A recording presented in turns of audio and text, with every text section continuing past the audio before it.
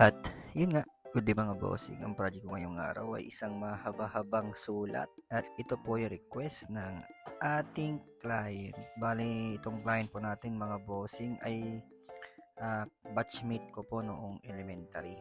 Kaya medyo malapit po kami na magkaibigan at magkaklase. Bali, nag-inquire po sa atin yung classmate ko na client po natin na gusto daw po niya magpatato ng ganitong style ng napakahabang sulatan. Kaya siguradong mapapalaban tayo ngayon mga bossing. Bali dito mga boss ay gumamit ako ng 5RL. All the way na po yun. Liner lang po yung ginamit ko dito mga bossing. Kaya alam nyo naman na napakanipis lang po nitong ginagawa kong paglalining dito sa tato ng ating client. Kaya talagang medyo mahirap din po yung lalo na sa mga ganitong mga pinapagawa sa atin ng ating mga client. Alam niyo naman, mas gusto ko bang gumawa nga minsan ng mga design kaysa sa mga ganitong mga lettering o kaya words.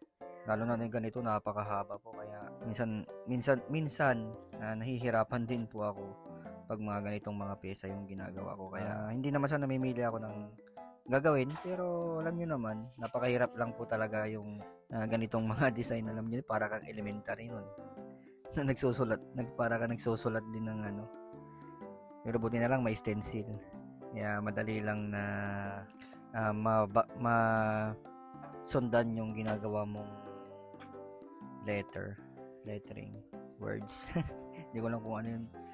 Basta yun na yun. Bali yung voltahe ginamit ko dito mga bossing ay nasa 7.2 volts at stroke po ng aking machine ay 4.0 stroke. Yun po yung ginamit kong stroke yan mga boss. Yan boss, mga bossing, bali dito palos patapos na po ako. Kinatkat ko na lang po yung video para medyo mabilis po yung process ng pagtatato natin at hindi na po siya masyadong matagalan. Bali dito mga bossing ay inabot ako ng halos 2 oras. So di ba kala nyo lang madali lang yung ganitong mga tato abutin ka rin talaga ng oras dito, kala nyo madali lang. Pero okay lang naman, enjoy din naman ako.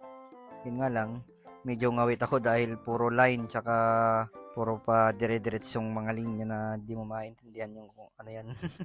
At ito na pa pala yung finished product mga bossing. Yan na total of 2 hours. O di ba napaka-solid mga bossing. Bali single line lang po yan.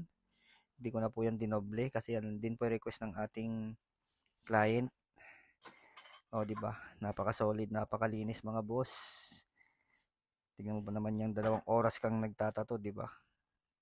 Ngalay na ngalay yung kamay. Tsaka syempre nasaktan din yan yung ating bossing. Hindi na yun basta-basta magpatato ng ganyan, no. Napakahirap. Kaya yan, sa mga gusto magpatato mga boss, ay message naman po ako sa Facebook page at huwag niyo pong kakalimutan na i-follow, i-like at share ang aking video. At ang location ko nga po pala mga bossing ay Romulo Street, Poblacion A, Camiling, Tarlac. Yan, thank you.